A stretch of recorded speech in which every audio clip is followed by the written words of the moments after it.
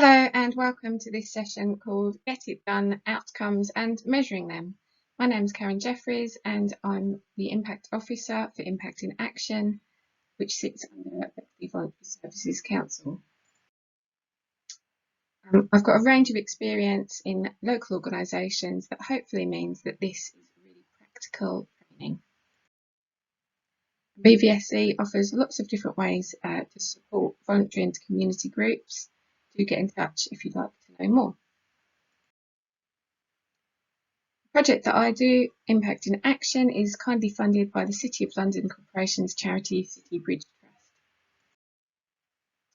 And you can do training like this. You can do it live. This was designed as a live session, in fact, and you can find out about that on our website. I also do one-to-one or one-to-group support, and there's lots and lots of resources on our website.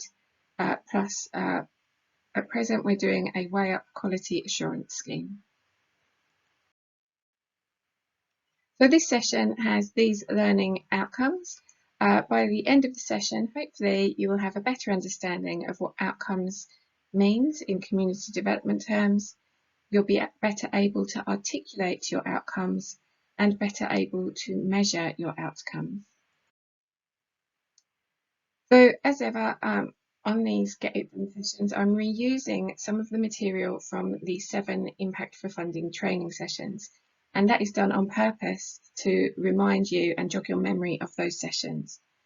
I'm skimming over the information so that anybody just joining has a good idea of what we're up to. So we're looking at outcomes here, and as it says in bold, an outcome is the change, benefit, learning or other effects that result from what the project or organisation makes, offers or provides. So what are you changing? What you do an activity as part of your project, and what does that change? Sometimes in understanding an outcome, it's helpful to remember what an outcome is not. So do pause the video here if you just need to check over what an output is, something that you kind of do to somebody. So you hand somebody a leaflet, that's an output, or you run this session or whatever, that's an output. And compare it to an impact, which is a broad or longer term change. So an impact can be seen as like a big brother of an outcome. As we said before, an output is more in your control through to that impact, which is less in your control. And an output is quicker and easier to measure down to impact, which is harder and longer term to measure. So as you can see on that scale, an outcome is going to be a bit more tricky to measure, and that's why we do the training.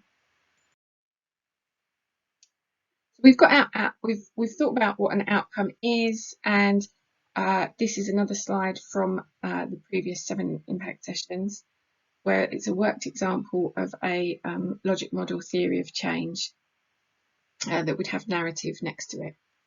And you can see that you have your needs at one end.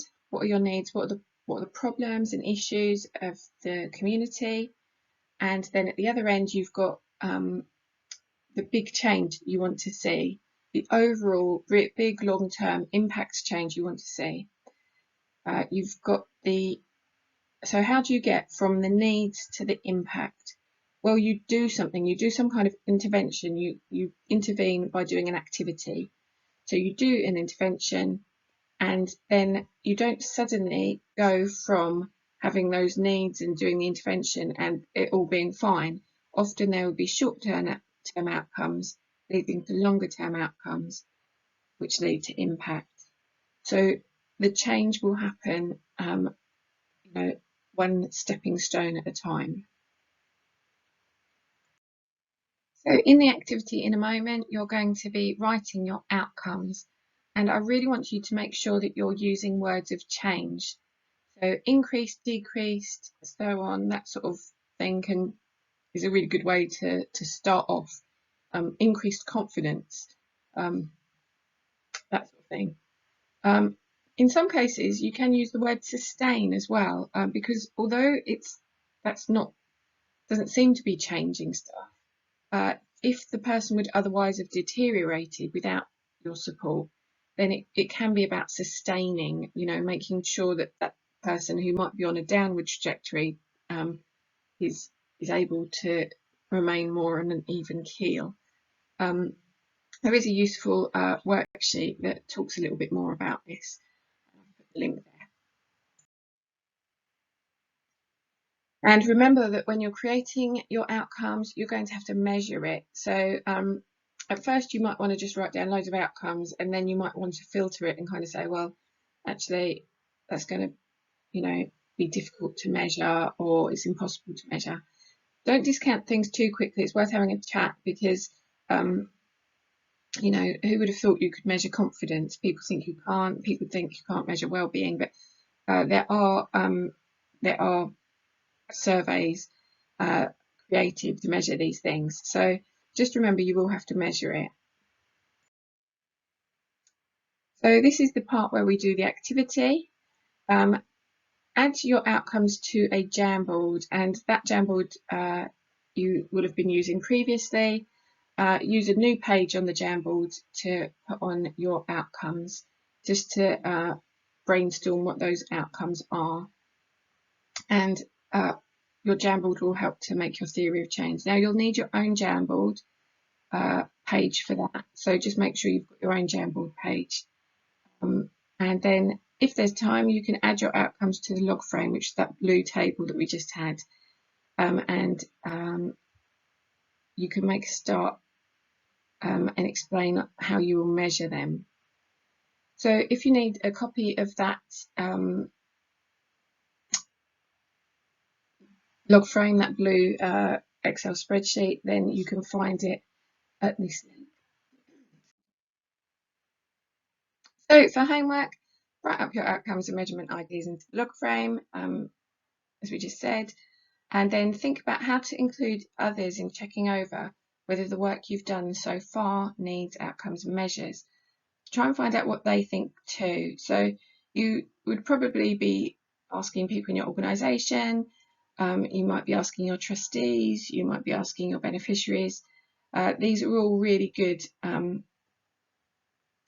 ways to make sure, does one thing follow another? Does doing that activity mean that change is likely to happen? You're very welcome to send over stuff to me, and we can discuss it.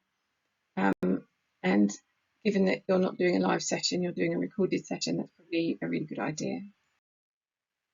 So finally, I've put the link to doing the speedy survey into the YouTube, and if you use that one instead of this one here is for when I do a live session, whereas you're using this as more of a resource.